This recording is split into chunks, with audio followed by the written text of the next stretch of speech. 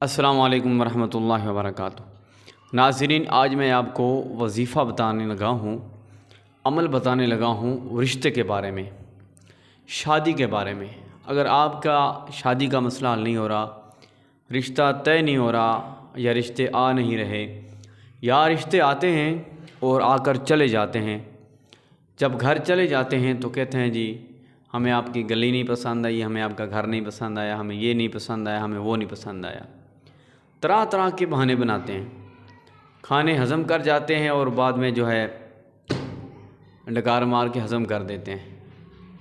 تو اس طرح کا معاملہ بھی آپ کے ساتھ ہے کہ لوگ آتے ہیں، کھانے کھا کے چلے جاتے ہیں، پھر کہتے ہیں جی ہم بتائیں گے، اور جب بتانے کی باری آتی ہے تو کہتے ہیں ہمیں یہ نہیں پسند آیا، ہمیں وہ نہیں پسند آیا، تو بات نہیں بنتی آپ کی۔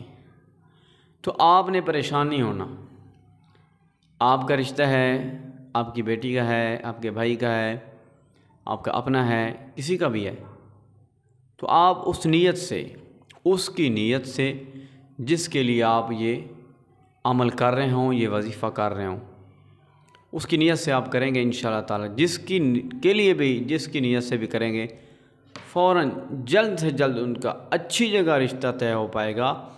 وہاں رشتہ طے ہوگا جہاں جیسے آپ کا دل چاہے گا، یعنی کہ آپ کا دل ہے ایسا رشتہ آ جائے ویسا ہی آئے گا، آپ کے معیار اور آپ کی سوچ کے مطابق رشتہ آئے گا۔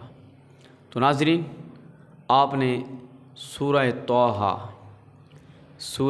طٰہٰ قرآن پاک کی سورۃ مبارک ہے، آپ قرآن پاک سے اس کو تلاش کر سکتے ہیں، تو پڑھ سکتے ہیں، اس کو دیکھ کر ہی پڑھنا ہے، یہ ضروری نہیں کہ آپ نے زبانی پڑھنا ہے، دن میں ایک مرتبہ پڑھ لیں، جس ٹائم مرضی پڑھ لیں، انشاءاللہ تعالی جلد رشتہ ہوگا، فوری ہوگا، اور اچھا سے اچھا رشتہ ہوگا۔